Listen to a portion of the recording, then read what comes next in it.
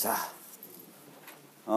뭘 지금 살펴보고 있냐면 키 확립 프로토콜에 대해서 쭉 봐왔는데, 키 확립 프로토콜이라고 하는 것은 일반적으로 세션 키를 확립하는 프로토콜들이고, 이 세션 키들은 한 번만 쓰고 버려지는 키들이에요. 한번 여러분들이 구글에 접속하면 그때 만들어져서 쓰이고 끝나면은 버려지고 다음에 또 접속하면 새로운 키를 쓰게 되고 이렇게 되는 거죠. 그런데 우리가 어떤 서비스를 너무 자주 쓰다 보면은 그 키 확립하는 과정들이 번거로워질 수가 있다. 또 시간이 많이 들어갈 수 있고 비용이 들어가는 문제들이 생깁니다. 그러면 우리가 안전성을 조금 줄이되 효율성을 높일 수 있는 방법은 없을까라는 것들을 고민을 했고, 그 고민의 결과로 두 가지 방식이 나왔다고 이제 지난 시간에 설명드렸어요. 하나는 키를 한번 확립하고 나서 한 번만 쓰는 게 아니라 여러 번 쓰자라는 방법이 있고, 한 번에 확립할 때 왜 하나만 하냐, 여러 개를 확립하고 나서 그 여러 개를 다 쓸 때까지는 다시 키 확립을 안 하는 방식이 됩니다. 그래서 전자를 우리가 티켓 방식이라고 그러고 후자는 다중 벡터 방식이라고 합니다. 그래서 티켓 방식은 한번 설정된 키를 어떤 일정한 기간 동안에 계속 사용을 하게 됩니다. 그래서 유효기간이라는 어떤 기간을 가지고, 횟수보다는 기간을 가지고 사용하게 돼요. 횟수는 따지기가 상당히 쉽지가 않습니다. 몇 번 썼는지, 10번 쓰면 그 이상 못 쓰게 한다, 이런 것들은 좀 어려울 수가 있어요. 그래서 그거보다 좀 더 쉬운 방법이 이제 그 수명을, 그러니까 유효기간을 정해 놓는 거예요. 근데 유효기간을 정해 놓으면 이 티켓 기반 프로토콜에서는 일반적인 참여자가 세 종류로 분류되는데, 티켓을 발급해 주는 주체가 있고, 지난 시간에 이제 인터파크 뭐 이런 데라고 생각하시면 되겠고, 티켓을 우리가 받아가지고 쓰는 뭐 에버랜드니 뭐 CGV니 뭐 극장이니 뭐 이런 데가 되겠죠. 그래서 서비스를 제공하는 측이 있고 우리 사용하는 측이 있겠죠. 그래서 티켓을 발급하는 사용자하고 발급하는 사람하고 티켓을 사용하는 곳하고 다르기 때문에 발급하는 사람이 시간을, 유효기간을 설정하게 되겠죠. 그러면 그 유효기간을 확인하는 것은 발급한 사람이 아니라 그 서비스를 제공한 사람이죠. 그럼 두 사람이 달라요. 다르면 우리가 시간을 쓸 때는 항상 뭐가 필요하다? 시간 동기화가 필요한 거고, 시간 동기화가 필요하면 그 시간 동기화 메커니즘이 보안의 중요한 요소가 될 수 있다라는 점이 있습니다. 그래서 거기까지는 지난 시간에 설명을 드렸고, 또 하나 설명드린 게 티켓을 발급하는 사용자와 서버 또는 제시된 티켓을 검증하는 서비스를 제공하는 측, 두 개가 달라요. 다른데 보통 대치키 방식으로 티켓을 만들게 되면 이 티켓을 풀어서, 이거 아무나 사용하면 안 되니까 이 티켓을 풀어서 확인할 수 있는 사람은 그 에버랜드니 CGV가 돼야 되겠죠. 그렇죠? 그리고 발급하는 사람은 다른 사람이니까 이 사람이 암호한 거를 이 사람이 풀어봐야 되는 거죠. 티켓을 발급한 사람이 만든 암호문을 티켓을 받아가지고 서비스 제공해 준 사람이 풀어봐야 돼요. 그러면 두 사람자 간의 대칭키에서는 똑같은 키를 공유하고 있어야 되겠죠. 그래서 이 티켓을 암호할 때 사용하는 요 키는 티켓을 발급하는 자와 티켓을 통해서 서비스를 제공하는 사이, 그 사이에 공유된 키로 만들어지게 된다. 그리고 이렇게 만들어진 그 티켓은 누가 유지를 해요? 티켓 방식에서는 사용자가 유지합니다. 그러면 사용자는 이거를 풀어볼 수 있나요? 없나요? 사용자는 못 풀어봐요. 근데 사용자는 여기에 들어있는 KAB를 사용해야 돼요. 그렇죠? 실제적으로 그 암호화 통신을 하는 사람들은 그 에버랜드와 사용자죠. CGV와 사용자입니다. 그러면 사용자도 요 KAB를 사용할 수 있어야 돼요. 근데 사용자는 이 티켓으로부터는 KAB를 얻어낼 수가 없습니다. 그럼 어떻게 하냐? 티켓을 발급하는 사용자가, 서버가, 인터파크가 별도의 정보를 또 줘야 돼요. 별도의 정보를 그 사용자한테 줘야 돼요. 우리가 서버를 통해서 키 확립을 할 때 앨리스가 요청을 하면 앨리스가 풀어볼 수 있는 형태로, 그리고 밥이 풀어볼 수 있는 형태로 두 가지를 만들어주죠. 그래서 이 티켓 방식에서도 마찬가지입니다. 앨리스가 티켓을 발급받아 요청하는 사용자면 앨리스를 위한 이런 티켓 형태의 거를 하나 만들어주고, 또 그 밥, 즉 에버랜드가 쓸 수 있는 것도 만들어주는 거예요. 그럼 두 개를 다 사용자는 유지해야 되는 거죠. 그리고 쓸 때마다 두 개를 다 풀어서 쓰는 거예요. 그럼 하나는 나랑 내가 사용자면 나랑 그 티켓 발급하는 서버랑 암호화된 키로 만들어져 있을 거예요. 그러니까 요것과 유사한 형태의 KAS로 암호화된 것이 있는 거죠. 그것도 사용자가 유지해야 되는 거죠. 그리고 사용자는 매번 요거를 매번 그 밥한테, 에버랜드한테, 뭐 CGV한테 제시를 해야 되는 겁니다. 그래서 돌아가는 방식을 그렇게 얘기를 하고요.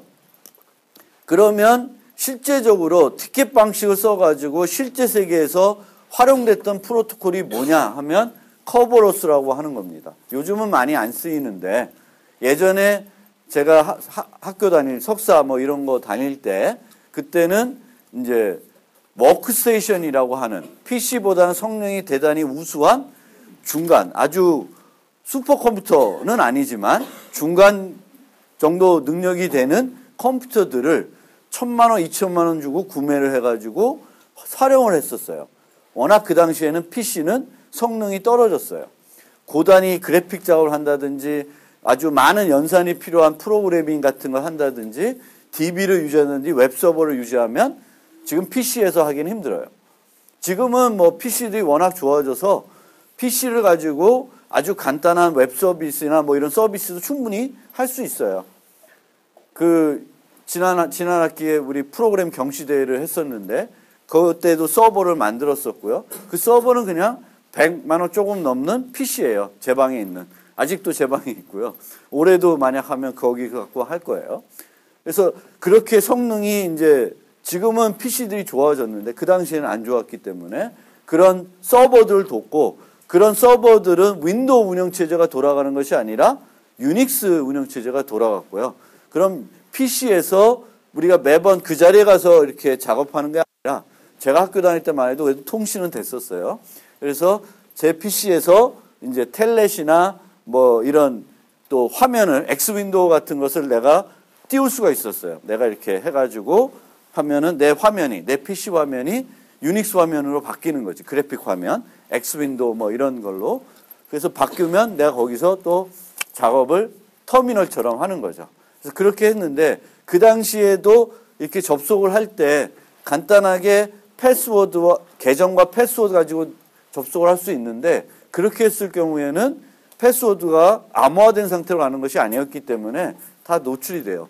그러면 조금 더 제가 있던 랩은 이 정보보호 막 이런 걸 하던 랩이어서 나름대로 보호에 신경을 써가지고 그런 커버로스 같은 것들을 다운받아서 설치해가지고 썼었습니다. 그래서 커버로스 시스템은 그런 서비스들을 쓸 때 우리가 원격에 있는 어떤 컴퓨팅 서비스를 쓸 때 계정명하고 이제 패스워드 쳐서 들어가는 방식이 아니라 암호 기술을 써서 사용하는 방식입니다. 근데 이때에도 암호 기술 써서 매번 키 확립을 해서 들어가는 것이 아니라 좀 불편하니까 유효기간을 정해가지고 처음에는 티켓을 발급받아서 쓰고 그 다음부터는 인증 서버의 도움 없이 티켓만 가지고 간단하게 접근을 할 수가 있습니다. 물론 사용자하고 완전하게 투명하게 이루어지진 않아요. 내가 그 티켓을 써야 된다는 것을 인지하고 있어야 되고 관리를 해줘야 되는 좀 그런 점은 있는데 어쨌든 그렇게 사용이 됐던 시스템입니다. 그래서 유닉스 같은 그런 다중사용자 운영체제에 여러 사용자들이 로그인할 때 그 로그인하기 위한 목적은 여러 가지 있을 수 있죠. 텔넷 같은 걸 해가지고 원격으로 거기에 있는 뭔가 쉘을 써가지고 뭔가 작업을 하기 위해서 할 수도 있고, FTP나 팝처럼 뭐 파일 서비스를 받기 위해서 또는 메일 서비스 받기 위해서 이런 커버로스 같은 것을 쓸 수가 있었습니다. 물론 그런 걸 쓰려면 클라이언트가 또 지원을 해줘야 되겠죠. 그래서 그런 시스템이었습니다. 그래서 인터넷 표준으로도 제정이 되어 있고요. RFC로. 그래서 인터넷 표준들은 알죠? 그래서 IETF라는 데 가면 인터넷 표준들이 있어요. 그래서 여러분들이 가끔 필요하면 인터넷 표준들을 검색해 봐야 되는데, 여기에 가면 이제 뭐 드래프트 있고 뭐도 있는데 RFC로 되어 있는 것들이 표준이고 드래프트는 아직 승인이 안 된 거예요. 그래서 여러분들도 개인적으로도 이런 것들을 표준으로 제한할 수도 있어요. 그래서 이런 RFC 표준 같은 것들도 여러분들이 어떤 분야 가서 일을 하게 될지 모르겠지만 그 분야에 따라서는 많이 참조를 해야 되는 그런 문서들입니다. 그래서 잘 알아두시면 좋겠고요. 그래서 커버로스라는 건 MIT에서 이제 개발이 된 거고요. 뭐 좋은 것들은 대부분 MIT에서 많이 개발을 하죠. 그렇습니다. 그래서 커버로스 시스템은 우리가 아까 얘기할 때는 세 가지 참여자가 있다고 했죠. 티켓을 발급하는 사람, 티켓을 이제 발급받아서 사용하는 사용자, 그리고 서비스를 제공하는 자, 이렇게 세 종류가 있는데, 이 커버로스에서는 인증 서버, 응용 서버, 인증 서버하고 응용 서버 말고 티켓 승인 서버라고 하는 게 하나가 더 있습니다. 하나가 더. 그래서 이 티켓 승인 서버는 실제로는 없어도 돼요. 우리의 그 모델적인 차원에서 보면 사용자는 인증 서버에 가서 티켓을 발급받고 그 티켓을 가지고 응용 서버에 접근해서 서비스를 사용하면 됩니다. 근데 좀 더 편리성을 높이고 안전성을 높이기 위해서 커버로스에서는 중간에 티켓 승인 서버라는 걸 뒀습니다. 그럼 이런 티켓 승인 서버라는 걸 뒀을 때 어떤 이점이 있냐? 어떤 이점이 있냐? 그거는 여기 밑에 써 있는데 뒤에 그림을 보면서 설명을 드리겠습니다. SSO라는 개념이 나와요. 싱글 사인온. 들어보신 분? 한 명밖에 없어? 싱글 사인온.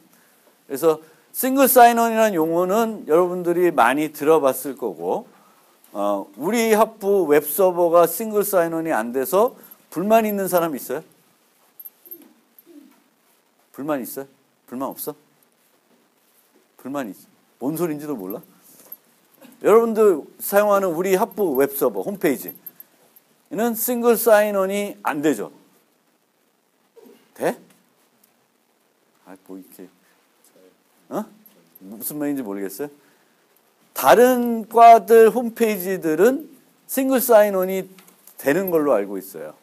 된다는 건 뭐냐면 여러분들이 갖고 있는 계정 있죠? 학교 계정. 그 학교 계정으로 로그인이 되는 거예요. 그리고 학교의 계정에 로그인된 상태에서 URL을 전환하면 자동 로그인이 되는 거예요. 싱글 사인온이라는 거는 내가 한번 사인하면 그걸 가지고 여러 개의 서비스를 다시 또 사인하지 않고 사용한다는 개념입니다. 싱글 사인온이. 무슨 얘기인지 알겠죠? 여러분들이 구글 같은 경우에도 자기네들 서비스에서는 다 싱글 사인온이 되죠. 내가 지메일 쓰다가 지독 쓴다고 해서 로그인을 다시 해야 되지는 않죠. 그렇죠? 보통은 자기네들 자체 거는 다 싱글 사인온을 하고 있죠. 우리 학부가 왜 안 할까? 왜 안 할까? 혹시 아세요? 왜 안 하고 있는지? 보안 문제? 한번 고민해 보세요. 왜 안 하고 있을까, 우리 학부는? 간단히 말씀드리면 다른 학부들은 웹서버를 자체적으로 관리 안 해요. 자체적으로 개발도 안 하고. 외주주죠. 개발도 안 하고. 유지보수도 자체적으로 안 해요. 근데 우리 학부는 여러분들이 할 수 있어요. 여러분들이 능력들이 있고 또 교수님도 능력 갖고 계신 분들도 계시고 기술연구원님도 능력을 갖고 있어요. 그래서 우리가 그거를 몽땅 학교에 넣어서 그냥 싱글 사인온 할 수도 있는데 그걸 안 넣고 별도로 고집 부리고 있는 거예요. 왜? 우리가 필요한 서비스들을 새롭게 신규적으로 만들고 개선하고 근데 학교에 들어가면 학교가 계약한 업체가 있고 그 계약한 업체에서 싱글 사인온 쓰려고 그러면 또 어떤 개발 모듈을 써야 돼요. 우리가 쓰고 싶은 모듈이 아니라 그 모듈을 써서 홈페이지를 만들어야 되는 거죠. 그럼 우리가 어떤 특정 기능을 필요로 할 때 만들기가 번거롭죠. 그런 면이 있습니다. 그래서 그런 면 때문에 여러분들이 조금 번거롭더라도 우리는 이제 이렇게 별도로 하고 있고 안 되고 있어요. 싱글 사인원이. 뭐 언젠가는 될지도 모르겠고 어쨌든 그래요. 그리고 지금 그 IT융합 소프트웨어 인력 양성 사업단 홈페이지를 만들었는데 2개도 싱글 사인원이 안 되고 있죠. 근데 그건 하려고 그랬는데 비용이 좀 너무 비싸더라고요. 편법으로 우리가 그냥 웹에서 쿠키 갖고 막 이렇게 해가지고 할 수 있어요. 근데 그렇게는 안 하고 정상적으로 어떤 안정화된 그 모듈을 구입해가지고 그걸 하는 거는 되게 비싸더라고요. 뭐 1,000만 원 뭐 이래. 그래서 그렇게까지 투자할 이유가 있을까? DB는 하나 쓰는데 여러분들이 똑같은 아이디를 쓰지만 로그인을 다시 해줘야 될 거예요. 아마 IT융합 쪽으로 가려면.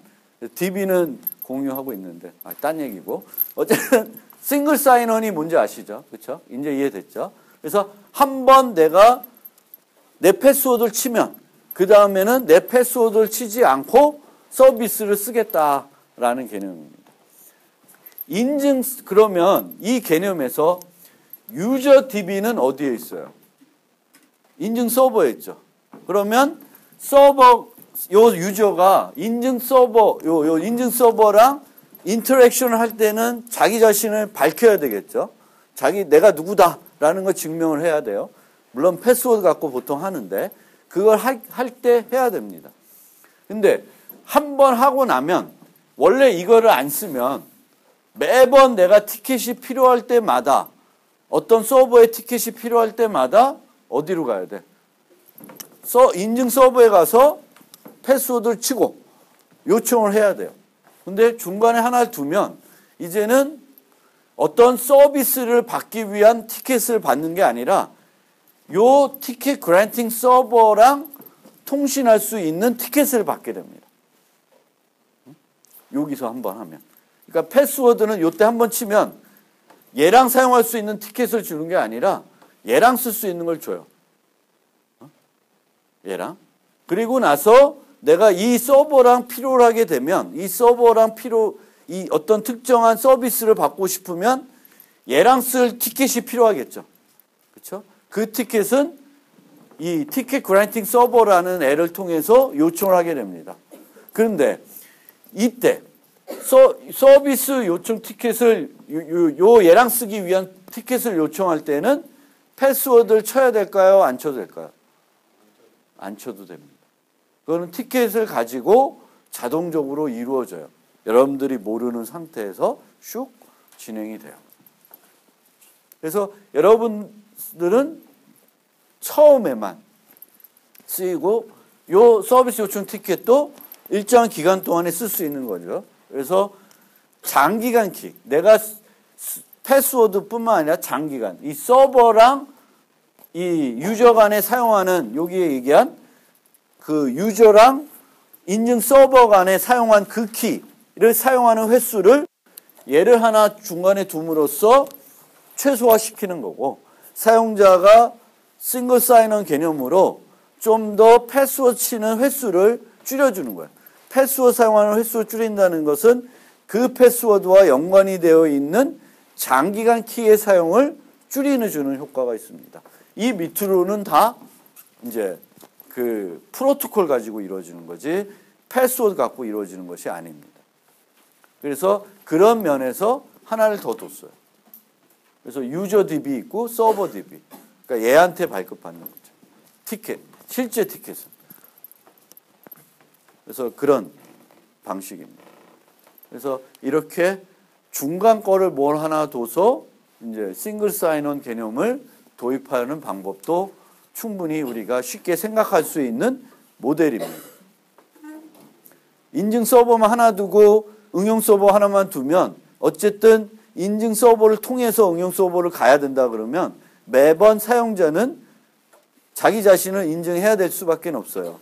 근데 그거를 중간에 뭘 하나 두면 그 횟수를 그 조절함에 따라서 사용자가 자기의 패스워드 가지고 뭔가 하는 그런 일들의 횟수는 줄여줄 수가 있습니다.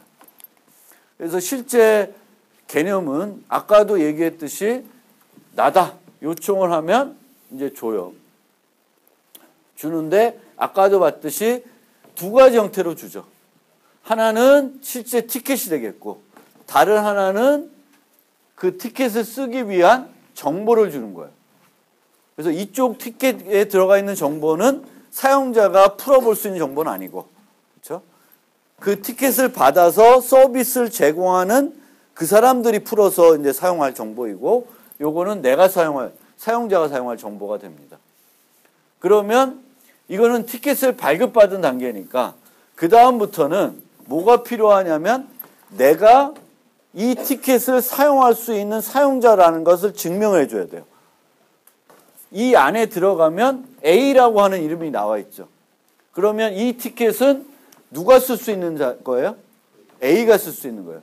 그러면 이 티켓을 제시하고 나서 내가 A다라는 걸 증명을 해줘야 돼요. 그럼 내가 A다라는 걸 증명하는 방법은 뭐가 될까요? 티켓에서의 A라는 것. 요 티켓에 들어있는 요 키, 그 키를 알고 있다라는 걸 증명함으로써 내가 A다라는 걸 증명하는 거예요. 서버는 요 A는 요 키를 알고 있다라는 형태로 티켓을 만들어준 거기 때문에 그리고 그 키를 얘만 알 수 있도록 줬어요. 다른 사용자는 없는 거예요. 그러면 나는 뭘 증명하면 되냐면 티켓을 주고 나서 뭘 증명하냐? 요 티켓에 포함된 키를 내가 알고 있다는 걸 증명해 주면 돼요. 그러면 뭔가 정보를 암호화해서 주면 되죠. 그 키로. 그러면 얘가 풀어봐서 이제 보는 거예요. 여기에 시간이 들어가 있습니다. 그래서 최신성 보장하고 내가 A다 뭐 이런 정보를 넣어서 풀어주는 거예요. 그럼 이게 풀리기만 하면 지금 이 메시지 준 사람은 이 티켓을 쓸 수 있는 사용자죠. 그렇죠? 그리고 이 사용자는 B라는데 이게 CGV인지 뭐 에버랜드인지 여기를 가겠다라는 거고요. 그러면 B랑 쓸 수 있는 티켓을 만들어주는 거예요. KAB, A. A가 B랑 쓸 수 있는 티켓을 만들어주고 또 하나 같이 줘야 되죠, 또. 요 안에 요 들어있는 키를 이 A가 알 수 있게끔 주는 거예요. 그 다음에는 그러면 응용 서버에 접근해서 하는 거예요. 패스워드 칠 일이 없죠. 그냥 밑에서 내가 특정한 그 서비스를 쓰겠다고 누르면 그 밑에 있는 클라이언트가 알아서 티켓을 보내주고 하는 거죠. 내가 뭐 손으로 막 풀어서 보내고 이런 건 아니니까. 이게 자동화되어 있는 거니까. 개념은 이렇게 된다라는 거고, 왜 중간에 이런 TGS라는 걸 하나 더 뒀는지 싱글 사인온 개념에 대해서 한번 생각해 보시면 좋겠습니다. 그래서 커버로스는 이런 방식으로 이루어지고 있고요. 근데 커버로스는 이제 티켓이라는 건 어떤 일정한 기간 동안에 사용돼야 되는 것이니까 한 번 쓰고 버리는 게 아니라 유효기간하고 이제 시작시간을 넣어서 이렇게 쓰고 있어요. 근데 아까도 얘기했듯이 저렇게 사용하게 되면 뭐가 문제? 시스템 간에 클럭 동기화가 필요한 거죠. 그래서 어떤 사람이 이런 키인 등이 티켓 방식을 쓰더라도 약간의 발급하는 과정을 순서를 바꿔버리면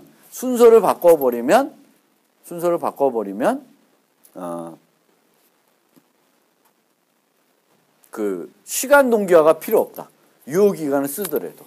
그럼 유효기간을 쓰더라도 시간 동기화가 필요 없게 하려면 어떻게 해야 되겠습니까? 한번 나왔던 얘기 같은데 시간을 쓰되 시간 동기가 필요 없다.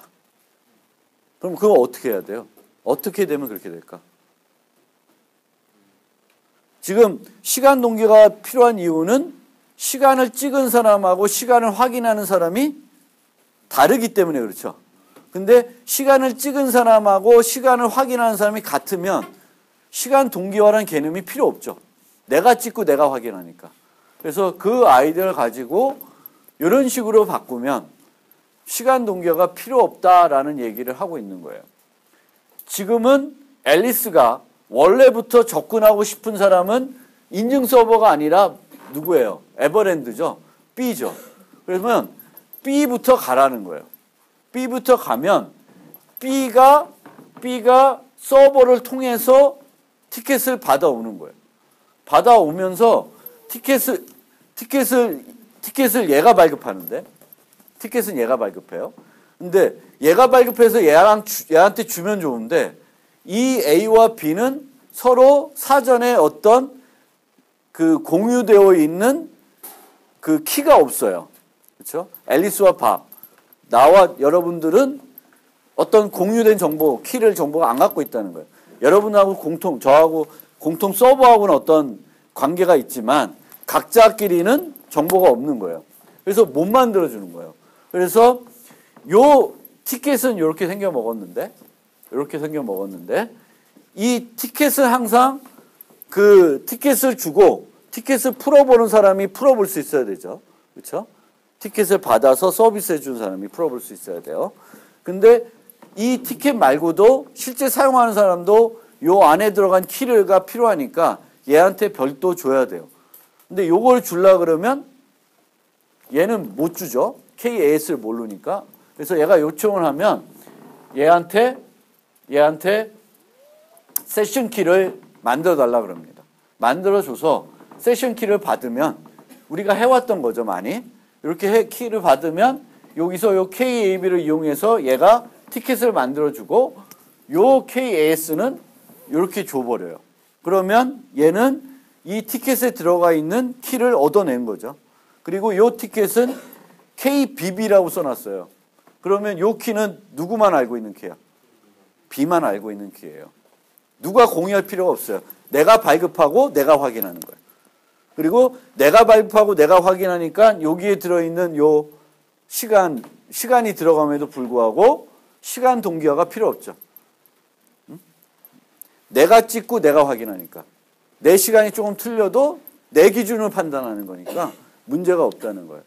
찍은 사람하고 확인하는 사람이 다르면 두 시스템은 클럭 동기화가 필요한 건데 내가 찍고 내가 확인하는 거는 필요 없다. 그런 개념을 가지고 이렇게 하면 그게 그 시간 동기화가 없어도 시간 개념을 쓸 수 있다라는 것을 이제 주장한 그런 예제입니다. 뭐 그건 그렇고요. 그래서 그런 방식도 가능하다라는 것을 이해해 주시겠고요. 그 다음에 이제 다중 벡터 방식을 좀 얘기를 하면 다중 벡터 방식은 키를 한번 확립해 가지고 오랫동안 쓰는 게 아니라 한번 확립할 때 여러 개를 주는 거예요. 그럼 여러 개를 받아놓고 내가 사용할 때는 세션 키처럼 한 번에 하나만 쓰는 방식입니다. 그런데 이 방식은 그 지난 시간에 수업 끝나고도 질문을 누가 했지만 많은 정보를 받아야 되죠. 한 번에 많이 생성을 해야 되죠. 그러면 서버에도 부담이 있고 통신 부담도 있어요. 그 순간에는. 하지만 그 순간에 그 비용이 지나고 나면 그 다음부터는 누군가에게는 편리한 점이 있게 되는 거죠. 그리고 그때 지난 시간에도 제가 말씀드렸듯이 사용자가 만약에 그 다중 벡터를 유지해야 되면은 별로 좋은 솔루션이 될 수가 없다. 왜? 사용자는 보통 모바일 단말이나 이런 건데 거기에다가 많은 정보를 유지하게끔 하면 안전성도 안 좋고 메모리 측면에서도 사용자한테 부담이 되는 겁니다. 그래서 이런 방식에서는 이런 솔루션이 나올 수도 있지만 그 솔루션의 해결책으로 사용자한테 부담을 주는 건 좋은 해결책들이 아닙니다. 그래서 우리가 풀어야 되는 문제가 그거였어요. 세션 키는 한 번 확립하면 한 번만 쓰고 버려야 된다. 그런데 그게 너무 효율성이 떨어진다. 그것을 좀 개선하자. 그러면 한 번 확립한 것을 오래 쓰자라는 얘기가 될 수 있고, 한 번 확립할 때 여러 개를 확립하자는 그런 아이디어도 나왔죠. 그건 상식적인 거고요. 그럼 그 상식적인 걸 구체화할 때는 그렇게 구체화되면 안 되죠. 사용자한테 부담 주게끔 구체화되면 안 되는 거예요. 그래서 솔루션들은 생각해 보되 그 솔루션이 정말 타당하고 실제 필드에서 쓸 수 있는 건지를 우리가 고민해 봐야 되는 시점입니다. 그래서 이런 클라이언트가 여러 개의 세션 큐 유지하는 것은 환경에 따라서 부담이 될 수 있기 때문에 서버가 유지하는 형태로 이제 제시가 되는 겁니다. 그래서 실제 이 다중 벡터 방식은 어디서 사용이 됐냐면은 유럽에서, 중국도 이렇게 쓰는 걸로 알고 있는데 UMTS라고 하는 3세대 이동통신 표준이 있어요. 우리나라는 UMTS를 쓰지 않았었는데 어쨌든 유럽 방식이 있고 뭐 방식들이 있죠. 자세한 거는 저보다는 통신 시간에 좀 배우실 필요는 있고요. 어쨌든 유럽에서 사용했던 방식입니다. 제가 알기론. 그리고 이 UMTS에서는 아카라고 하는 암호 프로토콜을 이용해서 그 모바일 단말들을 인증을 했어요. 모바일 단말들을 인증을 했고, 이 모바일 단말들은 막 이동을 하면서 쓸 수 있는데 홈이라는 데가 있고 그 외부라는 데가 있어요. 외부. 그러니까 서빙 홈 네트워크가 있고 내가 소속된 홈 네트워크가 있고 외부 네트워크가 있는 거예요. 내가 원래 소속돼 있지 않은. 지난번에 얘기 드린 것처럼 영국에 있는 사람이 프랑스 갔다 또는 독일에 갔다 이럴 때 그 모바일 단말의 홈은 영국이 되겠고 그 단말이 독일이나 스페인이나 뭐 프랑스에 가면 포린 지역에 가 있는 거예요. 그럼 이렇게 포린 지역에 갔을 때 이 사용자를 인증해야 되니까 이 사용자를 인증하기 위한 정보는 포린 영역에는 없다는 거예요. 그럼 그 포린 영역에 없으니까 어딜 가야 돼? 그 단말에 홈에 가서 물어봐야 돼. 얘 이 사람이 맞냐? 라는 걸 물어봐야 되는데 매번 이 사람이 그 로밍할 때마다 기지국이 바뀔 때마다 홈에 가서 물어보기가 번거로우니까 홈에 한 번 물어봤을 때 왕창 갖고 오는 거예요. 왕창 갖고 와서 그 왕창 가지고 온 것을 다 사용할 때까지는 다시 홈에 물어보지 않는 방식을 쓰고 있습니다. 그래서 여기는 막 요소 있는데 뭐 중요하게 볼 건 아니고 모바일 단말이 있고 얘가 이동을 하면서 얘가 소속된 홈 네트워크가 있어요. 홈 로케이션 레지스터라는 게 있고 거기에 그 인증 센터가 있고요. 이 사용 정보는 없고요. 외부에 가면 비지팅 로케이션 레지스터라는 게 있어요. 여기서 얘를 통해서 저 모바일 단말을 인증하는 형태다. 얘랑 이제 통신을 해야 되는데 얘는 얘의 정보가 없으니까 요 홈에 가서 물어봐서 한다라는 거고요. 그걸 위해서 어떤 방식을 쓰냐면은 IMSI, International Mobile Subscriber Identifier라는 것이 있어요. 모든 핸드폰은 저 IMSI가 있습니다. 그래서 IMSI를 보면 얘의 홈이 어딘지를 알게 되는 거예요. IMSI를 보면 홈이 어딘지 알게 돼요. 그럼 홈에 가서 이제 비지팅 애가 자기가 홈이 아니면 홈이면 정보가 있겠죠. IMSI를 그 단말을 인증할 정보를 가지고 있을 테고 포린 영역이면 IMSI를 받더라도 자신이 그 단말을 인증할 수 있는 정보가 없으니까 그 홈에 정보를 요청해야 됩니다. 그래서 IMSI는 매번 처음에 포린 영역에 갔을 때에는 무조건 방출시켜줘야 돼요. 내 폰에서. 그렇지 않으면 얘가 어디서 오는지 확인할 길이 없잖아요. 근데 IMSI가 한번 방출되고 나서 계속 IMSI를 매번에 기지국 이동할 때마다 IMSI 정보가 나가면 무슨 문제가 생길까? 써있잖아. 무슨 문제 생겨요? 프라이버시 문제가 생기겠죠. 여러분 핸드폰에 독특한 식별자가 다 나가는 거고 그 식별자는 특정한 바코드처럼 형식을 갖춰서 그 형식만 분석해 보면 얘가 한국 사람인지 뭐 일본인지 뭐 영국인지 다 식별이 되는 그런 애예요. 그리고 내가 우연하게 김상진의 폰의 IMSI는 이거다라는 걸 알면 그 IMSI만 쭉 추적해 보면 이 사용자의 동선을 파악할 수가 있겠죠. 그래서 그거를 완화시키기 위해서 뭘 쓰냐면은 TMSI를 써요. TMSI. 그러니까 IMSI를 처음 갖고 무조건 처음에는 어쩔 수 없이 IMSI 보내는데 그 다음부터는 인증이 되고 나서는 그 로케이션 서버하고 포린 영역에 갔을 때 로케이션 서버하고 홈에서도 마찬가지고 IMSI를 한번 쓰고 나서는 TMSI라는 걸 쓸 수 있습니다.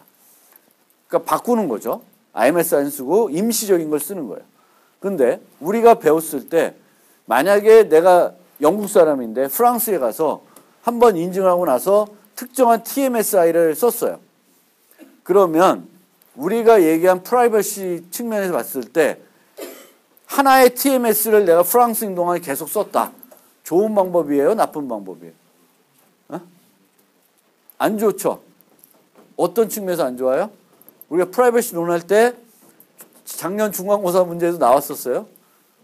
무슨 프라이버시 논할 때 뭐를 논해야 된다? 불관찰성하고 불연결성. 그런데 TMSI를 하나만 썼어. 그러면 뭐가 문제예요? 불관찰성이에요? 불연결성이 문제죠. 다 연결된 거죠. 누군지 몰라도 똑같은 애가 쓰고 있다는 건 알죠. 그런데 나중에 이 TMSI가 김상진 거라는 걸 알게 되면 다 노출되는 거죠. 그래서 이런 기술도 실제적으로는 여러분들이 봤을 때 이게 만약에 TMSI를 하나만 쓰면 좋지 않은 솔루션이다라는 것은 상식적으로도 우리가 판단할 수 있어야 됩니다. 어쨌든 간에 IMSI 쓰고 TMSI 쓴다. 이런 거고요. 나머지는 보시면 되는데 어쨌든 IMSI가 오면 이 VLR에 IMSI 오면 이 구조는 설명을 안 드릴게요. 너무 복잡하고 번거로울 수 있고 나중에 이제 암호 기술을 좀 더 공부해보고 싶으시면 대학원 가서 자세히 공부를 해보세요. 그래서 IMSI가 오면 자기네 동네인지 아닌지를 판단하고 자기네 동네 애가 아니면은 해당 홈에 누군지를 아니까 해당 홈에 가서 이런 인간이 내 동네에 왔는데 얘를 인증하기 위한 정보를 달라라고 해요. 그러면 M개를 만들어서 줘요. M개. 근데 이 M개를 만들 때 원리는 뭐냐면 얘는 아무것도 몰라. 얘는 아무것도 몰라. 이걸 줘도 제대로 확인을 못해. 만약에 우리가 얘랑 얘는 요 모바일 서버랑 요 모바일 뭐라 그러지? MS가 모바일 스테이션. 모바일 스테이션 하니까 좀 이상하다, 그렇죠? 단말인데. 그래서 어쨌든 이 단말은 홈하고는 인증 관계를 갖고 있는 거예요. 아마도 우리도 여러분들이 어디에 가입된지 모르겠는데 SK하고는 뭔가 인증을 할 거예요, 그렇죠? 그래서 과금도 하고 하겠죠. 그래서 그 관계예요. 그래서 얘랑은 어떤 관계가 있는 거예요. 장기간. 그런데 얘를 인증하기 위해서 얘한테 저 단말이 유지하고 있는 키를 준다? 그러면 어떻게 돼? 그거는 별로 좋은 방법 아니겠죠. 그래서 얘를 인증하기 위한 정보를 주는데 답도 같이 줘요. 답도. 개념적으로 보면 정보랑 답을 같이 줘요. 정보랑 답을 같이 줘.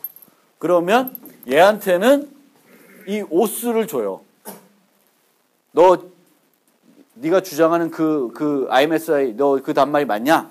그럼 얘는 이걸 풀 수 있어요. 왜냐면 얘가 만든 거기 때문에 풀 수 있어요. 풀어가지고 그게 맞는 답을 줘요. 근데 이 답은 얘가 뭔가 확인해가지고 할 수 있는 게 아니라 그냥 얘가 준 요 답하고 비교를 해가지고 맞는지 틀린지만 보는 겁니다. 그런 방식을 쓰고 있어요.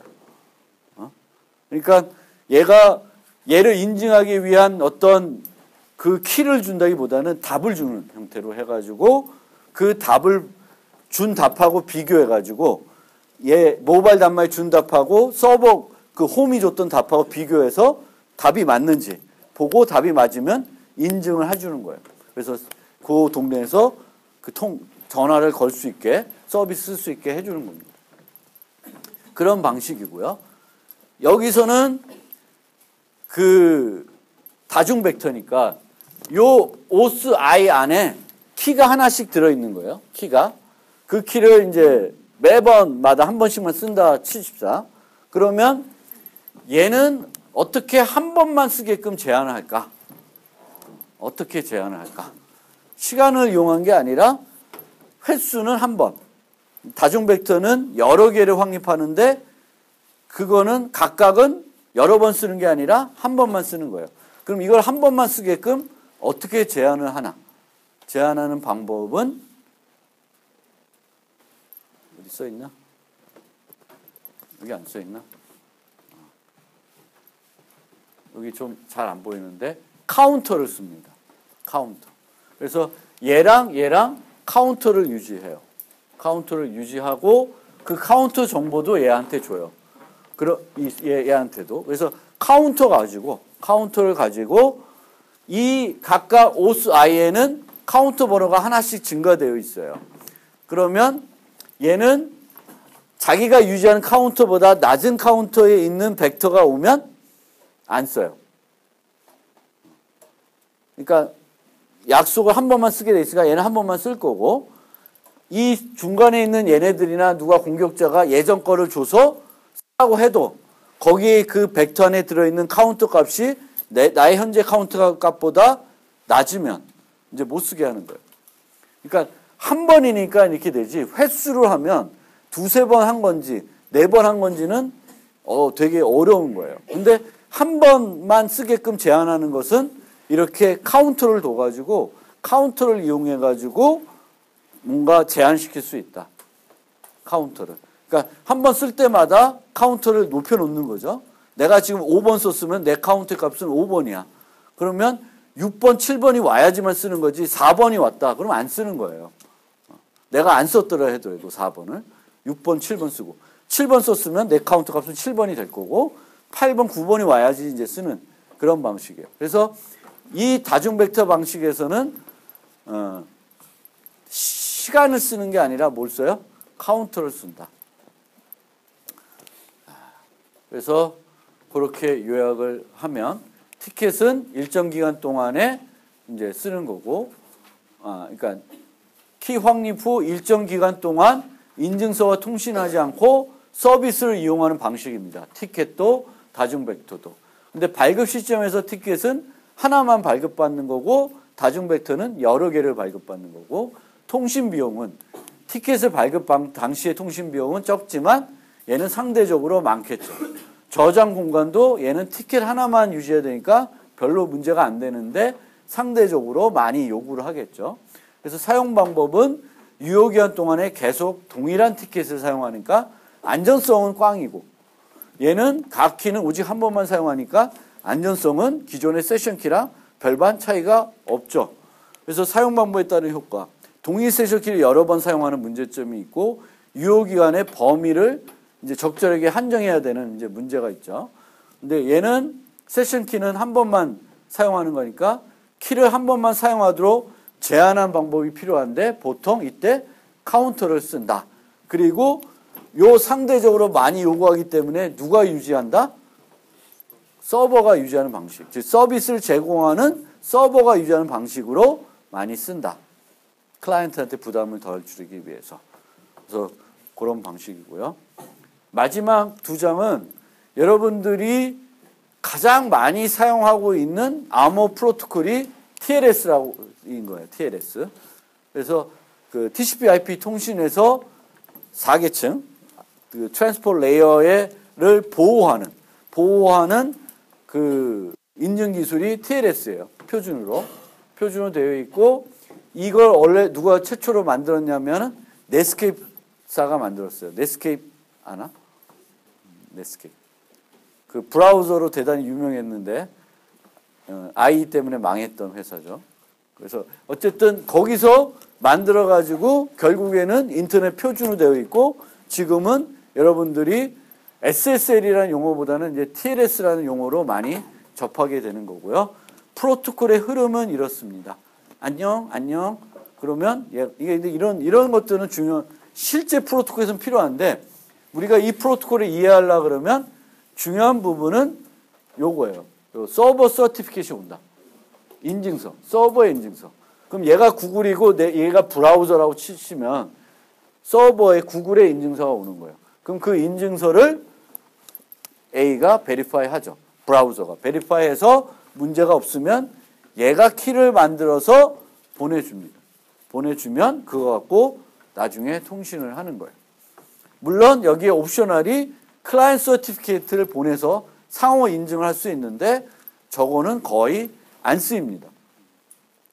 여러분들이 11번가를 인증하는 경우는 있지만 거꾸로 11번가가 여러분들을 인증서 갖고 인증하는 경우는 거의 없습니다. 그렇죠?